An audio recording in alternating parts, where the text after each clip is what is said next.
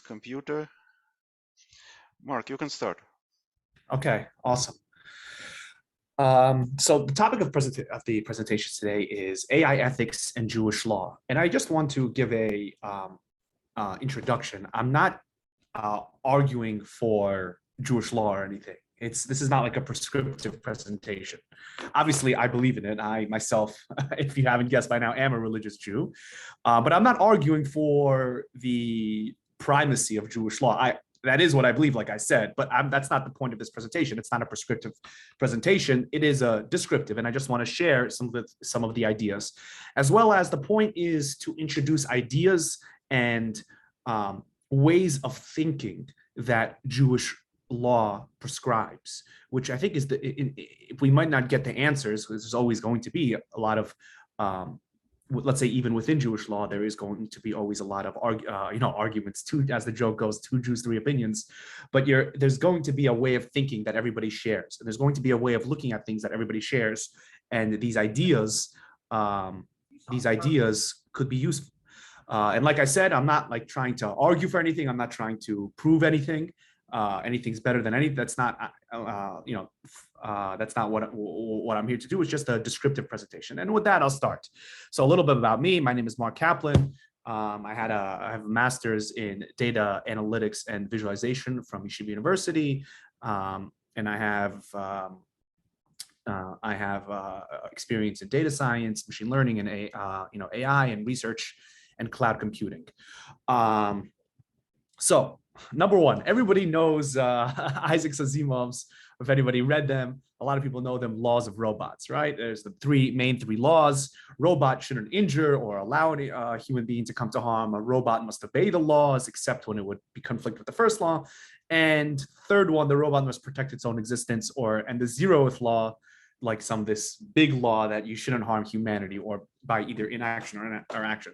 So these are pretty basic laws, but the point is that we see when we create something that has some kind of level of sophistication and and randomness, and that we can't necessarily predict what it's going to do, we want to bring it to laws. And people recognize this from the beginning. From the beginning, even there was no AI. There was the AI in Isaac Asimov's time was all fiction, all futuristic or very extremely limited. So this was even he already recognized it, which even back then, right at the beginning, which is very interesting. And we have the 10 Commandments. I'm not going to go through the 10 Commandments, but we see all of these as, you could say, the Western religion as a general. Judeo-Christian or Judeo-Muslim Christian all accept these things as meaningful. So a little bit into AI ethics. These are just they look a little complicated, but they're very simple charts. What they're saying is that, and we all recognize this kind of intrinsically, and like I said, as sophistication and intelligence and autonomy or open-ended environments become more and more prevalent in how software and hardware deal with the world, the relationship between autonomy and ethical sensitivity, becomes much more of an issue. And as things become more autonomous, we want them to have a higher ethical sensitivity, however we define that. And right, as they become more autonomous, more independent, they become less predictable, more self-directed, as humans do. And we want them to be more right, for just in the simple, right, we have just these three types of AI in a very simple breakdown where it's like simple threshold-based, more rules-based, complex, and finally self-directed. And we want them to have a higher level of ethical sensitivity until maybe an impossible point where they have full moral ideas. But that's that's a very complicated point. A little introduction to what Talmudic law, Jewish law, is. I'm just going to say it out loud, a summary. This is kind of more of a breakdown here in the text. So there's a very beautiful word which we use it's called halacha.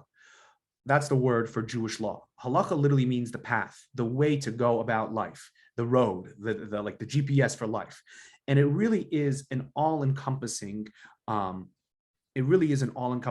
We think a lot of, there's a lot of misconceptions, tons of misconceptions about any religion, about really any religion, particularly religions we don't know about, particularly Orthodox Judaism, where we think, like, let's say one example, the rabbi blesses something and that makes it kosher. It's completely false. That's completely made up. It's not even true at all.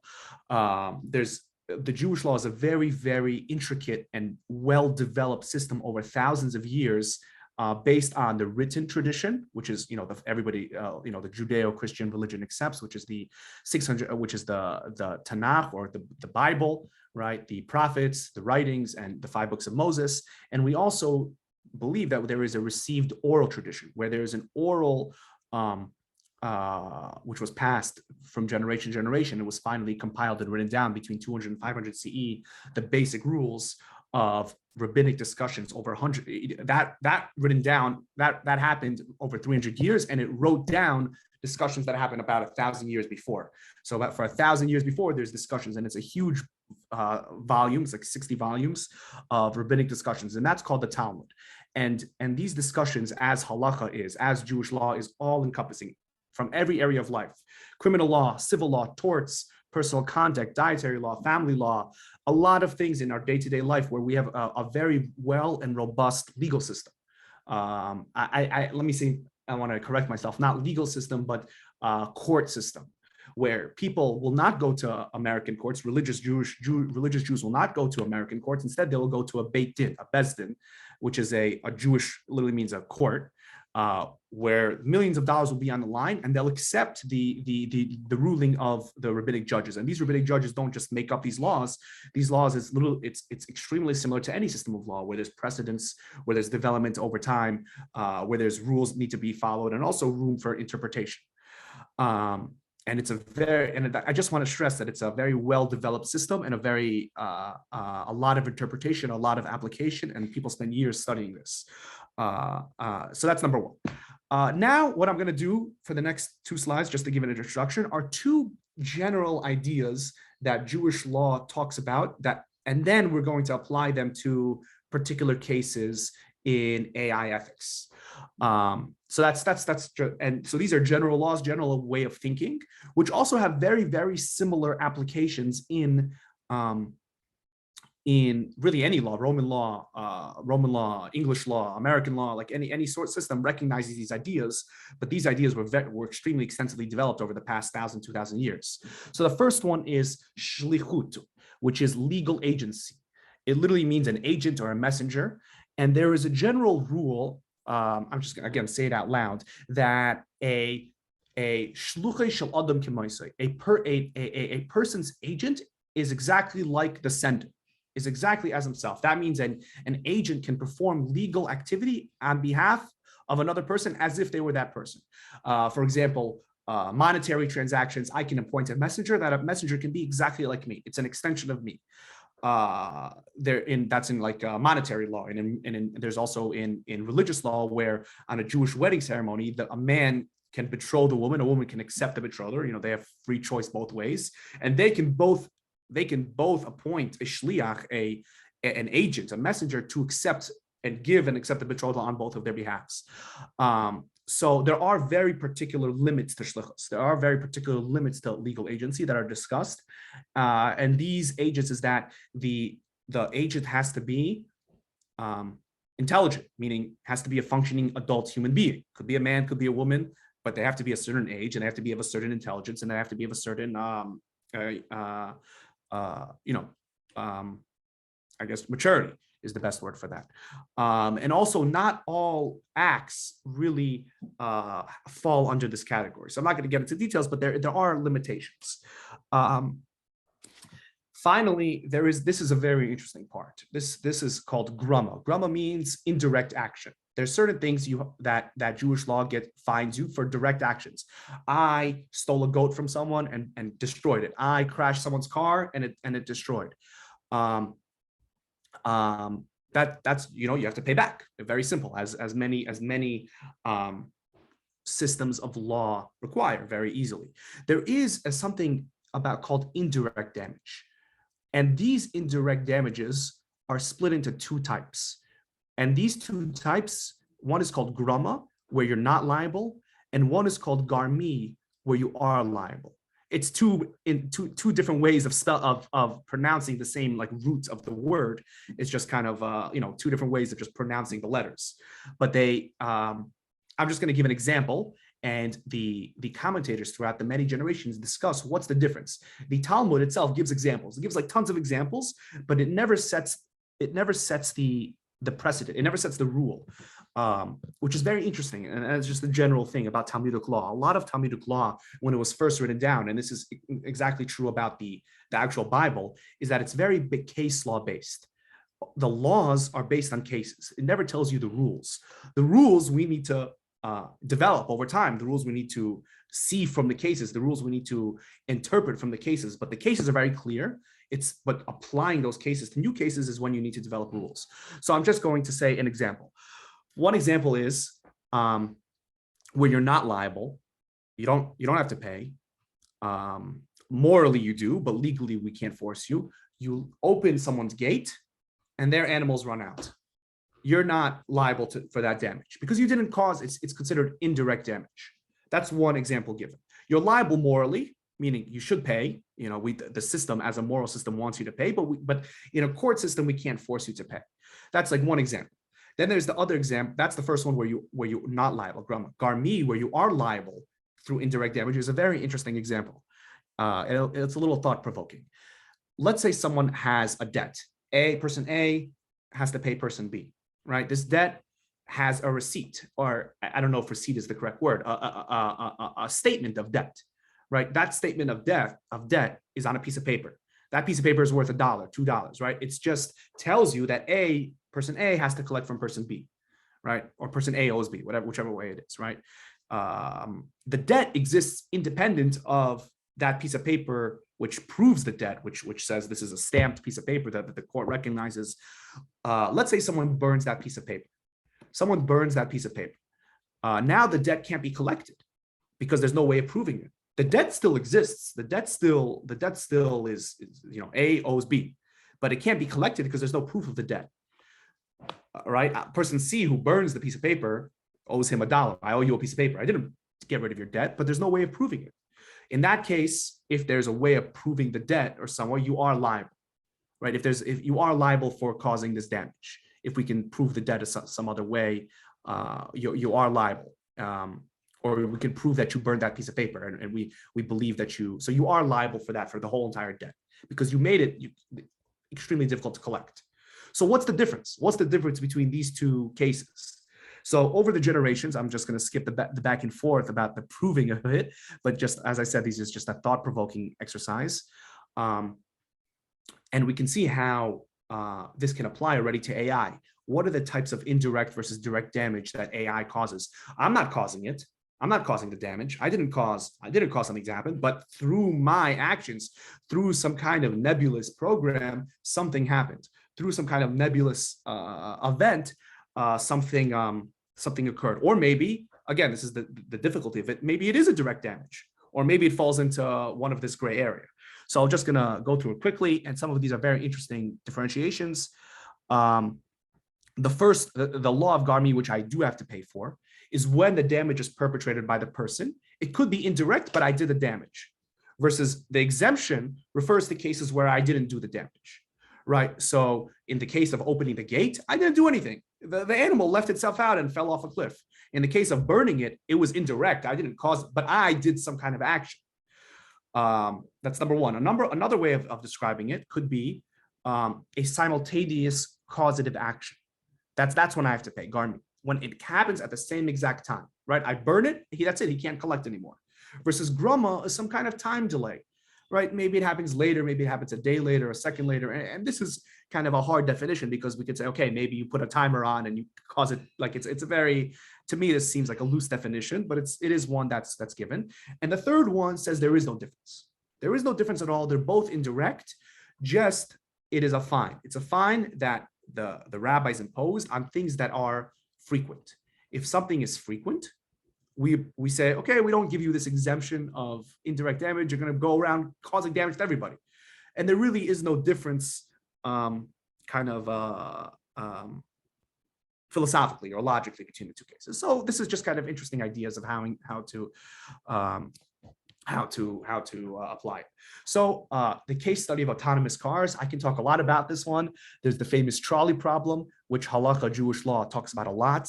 right? The famous trolley problem where I have one person tied up versus 5 people tied up on 2 different tracks. The trolley is going to the 5 person. Should I change the line to kill the 1 person? Or the various different throwing the person down so it stops him. All these different things, which is very relevant for autonomous cars. Autonomous cars, sometimes, let's say, you need to make a decision. So, and again, this is just a discussion and interpretation, but we already can think about how these different laws might apply to autonomous cars. Who is the responsible party? That's another big question. Who is the responsible? This is a general law, right? Could it be the vehicle's manufacturer, the developer, the actual owner of the operator, right? These are kind of, and these could be indirect causes because you didn't actually do anything, right? You, the owner, let's say the owner of the car didn't do anything. You turned it on and it went by itself, and you didn't directly do something. Or we could say, let's say there's a certain percentage point which is considered, what's the word, prevalent, where we say no, because of the prevalence of autonomous cars bumping into things, let's say it never happens, but let's say it does reach a certain level of threshold, we would say, yeah, you have to pay the owner or the operator of the vehicle. Same thing with medical AI malpractice. This is the huge, same thing with medical AI malpractice. Let's say a AI prescribes something and that prescription doesn't work, right? Who do we consider liable? Is it the doctor who signed off on it, right? Is it the developers? Who caused the action? That's a big question. Who caused the action, and is that direct or indirect action? These are the main questions that need to be developed. And then once we answer those questions, we can say which kind of direct damage, what kind of indirect damage, and so on and so forth. And again, these are open questions. These are very new questions, both in Jewish law. There's a lot of research written about this in Jewish law, in philosophy, ethics, general philosophy and ethics, and in civil law as well. It's a huge discussion. I don't know how much time I have for more. I have a second part of the presentation, which I'm not going to do, maybe in the future, about free will and Jewish thought. Which not for today, but I want to have a lot of time, as much as you want. want. Yeah. Yes. Okay, so I'll go for 5 more minutes, under 5 minutes. I'll stop it for 20 minutes. This is another very interesting final case study, which is not to do with ethics, but ethics of damages. It's a new idea. AI and intellectual property. So just as a background, throughout many years, publishing, since it started in 1595, and Jewish books were among the first books published in Europe, Europe and North Africa when publishing first started. Nowadays, these books go for millions, and any books published right away go for millions and millions of dollars. And a lot of Jewish books survived because people kept them at the beginning of publishing. So let's say you publish something, right?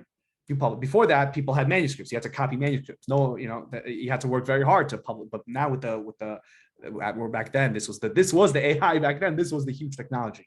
So how do you protect intellectual property back then? And these are when these questions happened.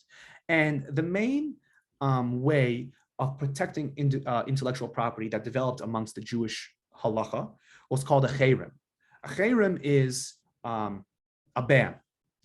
So the rabbi said, it wasn't really well developed at that time, what's the background reasoning? But the rabbi said, if you publish something, right, I'm signing a letter, no one else can publish it. There's a ban for publishing it for X amount of years, usually 10 years, 5 years, 20 years, whatever it is, a very limited ban. Cherem, I say this publisher has the right, because mainly it was an economic thing, because we want him to make money. That was really the basis. It wasn't an intellectual property idea. It was more of a economic idea. We want him to make money, and he's not going to make money if other people steal his work, but not necessarily because he owns the intellectual property. And we ban everybody else for doing it for X amount of years. So, and it had during different phases, there was a lot of arguments. Obviously, back then, people were suing people. People said, "Oh, I'm publishing it. I'm adding these cool things, so it's not exactly like your edition. I removed this. I added this." So there was a lot of disputes. And over the years in the 19th century, these three views solidified. 3 distinct approaches emerged. I didn't. These are all big figures from the 18th to 19th centuries that kind of distilled Jewish law as a view. Um, the first view was there is no, like I said, there is no inherent intellectual property rights. It's only an economic rights.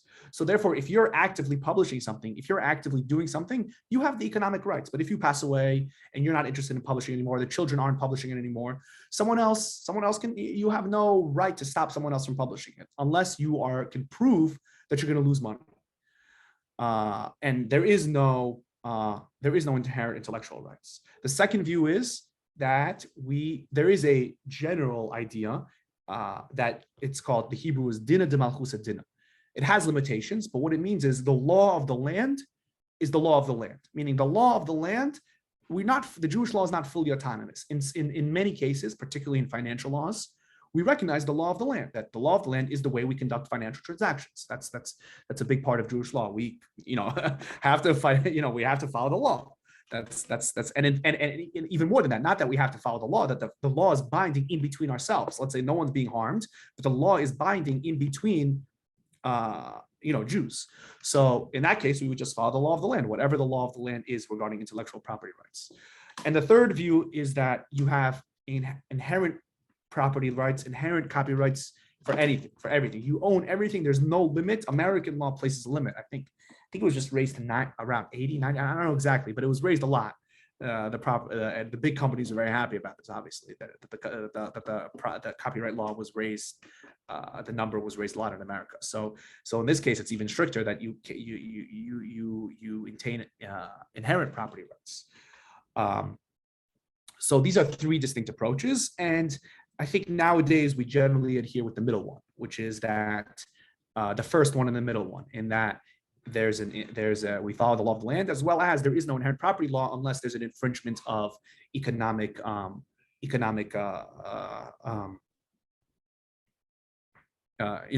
benefit to whoever you're infringing it upon is.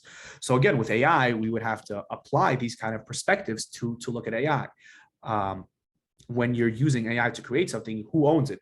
The one who put the command into ChatGPT or whatever it is, or is it ChatGPT? These are, first of all, who owns it, and second of all, who keeps that? Who gets to keep that, and for how long? And when I sell my art, let's say, am I infringing on anyone else? No, this is my own art. This is my personal art. No one made something like this, so therefore I'm not infringing on anyone.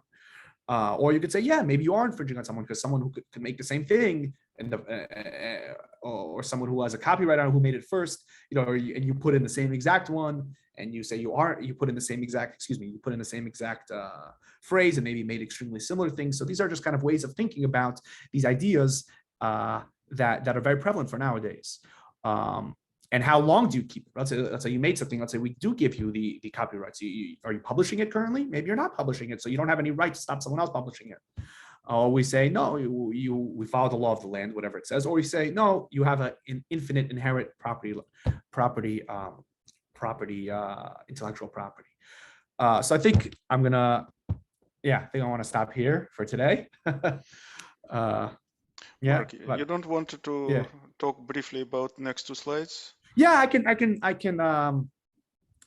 just sum it up in a minute or so. But I would like to go into it more. Actually, once I was reading it, I want to go into a little more depth, if I have the opportunity, about AI and free will, right?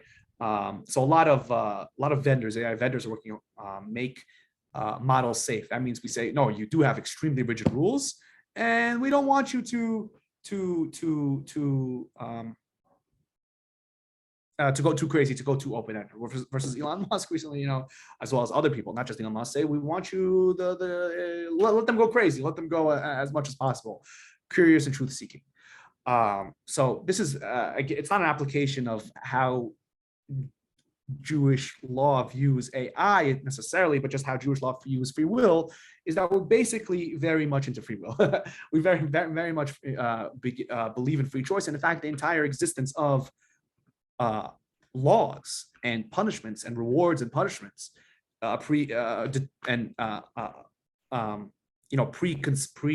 presupposes that you have free will, because if you're rewarded and punished, then there's no point for reward and punishment, because you didn't have any free will. So what are you rewarding and punishing the person? So it's very expansive. There are certain, in fact, a lot of I would say even postmodern elements in how Jewish law views Jewish ethics views free will. In that there are a lot of limitations, and already was recognized, thousands of years ago that our education and our nurture and our nature very much limit us to what we could do, at least in a statistical method. At least in a statistical, we would say this type of people will choose most of the time. And therefore, there are a lot of views that free will, quote unquote, is never absolute, because we could say statistically you would tend towards this. But at the end of the day, we do say you could choose, you can overcome who you are, and you could change who you are. There's another big question of we believe in God's omniscience, meaning God knows the future. God knows what's going to happen. So how do you view that with, okay, but I have free will, it's not determined what I have. So there's a lot of discussion of that. Again, I was thinking of talking about this. I didn't really know how much it has to do with AI in and of itself, but it's just another extension of the idea. And there's a lot to talk about. This is just like not even the tip of the iceberg, just seeing the tip of the iceberg from 50 miles away. Thank you everybody for listening. Thank you, Lev, for helping me out and giving me the opportunity. Mark, and I want to ask you a stupid question. Yeah, my favorite type of question. Yeah, if I am building an AI, like God created humans in His image. So let's say I am creating an AI and I'm making this AI a Jew, and so this AI knows all the written and oral, whatever, all the laws. But then you're told that there is no consensus between the rabbis, that there's a lot of different opinions. But AI is, deterministic program. So in difficult cases, it will randomly select one of the choices. So like, how you think? Right. So there are rules of final decision. There actually are deterministic rules of final decision making in many of these areas, which is over the years what the majority of the opinions held. There are actually very it's a whole field of how to make determinations based on different opinions. So there are deterministic rules for that, actually, of like in certain areas we follow this opinion, in certain areas we follow this person. This person had many people on his, many like many proofs backing him, and but in many cases, yeah, it really is one court will rule one way and another court will rule a different way. There's I don't know if I would call it random, but I would call it, or one route you'll ask a same question, same exact legal question to a rabbi. One will say this one and one will say that way, and that's the legal system recognizes that, and it actually views that as part of the beauty of the legal system, that the judge can decide kind of non-deterministically based on what he sees is the correct ruling, whether based on what the case is or based on the sources, whichever one it reads better. But yeah, I would say in many cases it is non-deterministic. In many cases it is non-deterministic, but it based on a general set of deterministic rules. So yeah, I don't know. So at the end of that is I don't. It's a good question. Let's say I'm and that's part of the beauty of human free will, that we could choose one thing or the other. So let's say I'm a developer of this AI. Yeah. And I put all these rules in place. Like today, OpenAI put some rules, or Facebook Meta add some rules to the AI, right? So I added those rules, and then AI performs action in the world which causes some harm. And now somebody goes after me saying, you developer did wrong thing. Because of how you put the rules in the system, it caused harm. So you are liable. It could happen, right? 100%. Oh, okay. You got to be careful. But I'm just thinking I'm just curious how is it done nowadays just on the ground? That's my question. How is, like, do developers sign like a liability, like who takes liability on the, at the end of the day, the developer doesn't own the platform. The company owns the platform, so they take liability on it. I'm just asking from a legal perspective, right? The person that does nothing doesn't do mistakes. That's what it is. Yeah, exactly. Also, can you go please to slide 11 again, intellectual property? Yeah.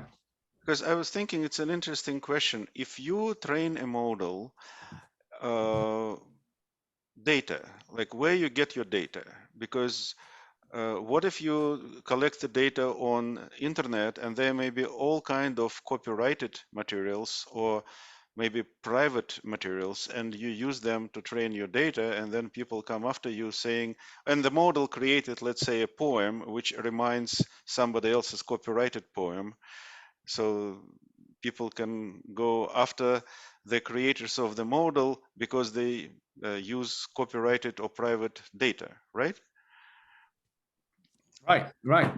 That's actually I didn't even like that's I was thinking in a very simple way, like two people make the same thing, but in your case, it's like someone there's a pre-existing idea, you are kind of making a new thing, but it kind of reminds, yeah.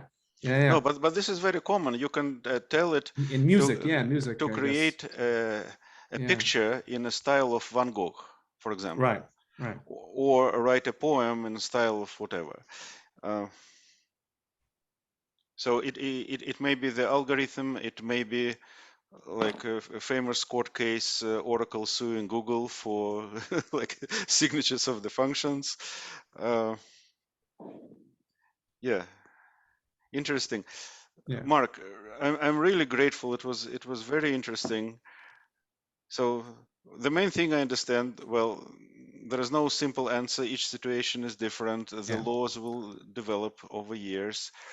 And even if you use all the laws already developed over thousands of years, still there is no, like and that's a very cool, there's a lot of research being done, a lot of like, let's say it really works like a kind of a Jewish law works like a academic field where people put out papers, people put out and different rabbis write up their ideas, their kind of dissertations in a way, and it's released into the field, and there's feedback, and there's a lot of discussion, and it's really a very beautiful beautiful way of working. Yeah.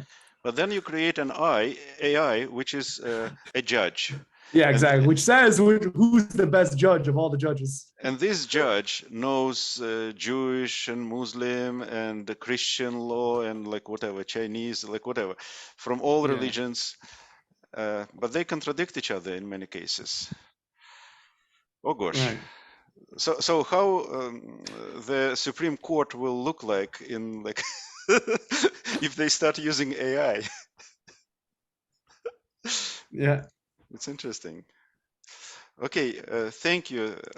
Guys, do you have any questions? No?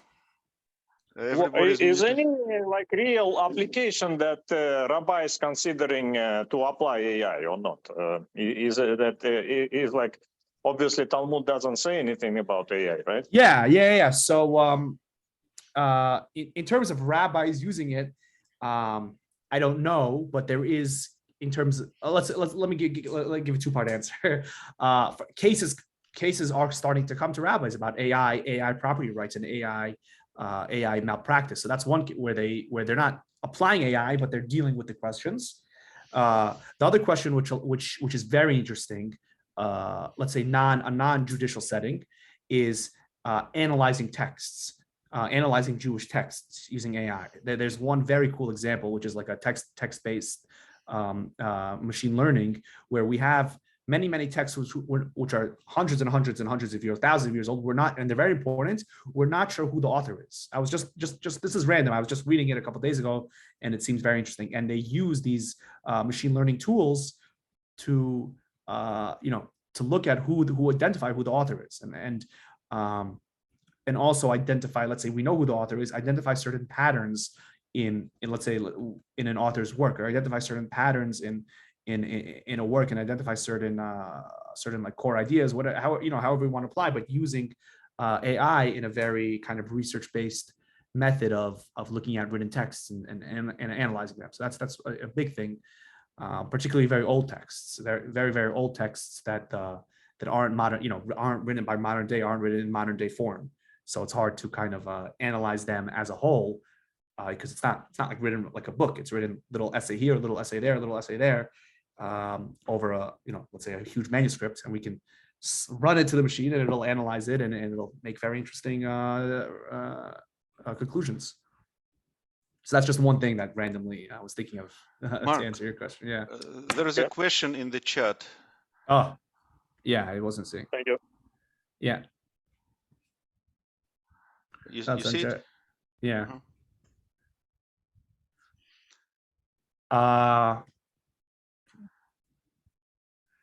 Yeah, I really don't know. I don't have an answer for that. That's a good question. I guess that's part of, I really don't have an answer. Like, I don't know. So it's a very good question. I guess, and that's what Lev was saying. Yeah. You know, based on, there's a whole question is based, let's say your final product is not, if I'm understanding it correctly, right? The final product is not AI infringement, but all your sources to create that was copyrighted material. Yeah, I don't know. That's a very good question. Yeah. Okay, we're at about 40 minutes, so I think we're good. Mark, very unusual, very interesting and thought-provoking. Yeah. Thank you very much. Thank you so much. Yeah. I will stop recording at this point.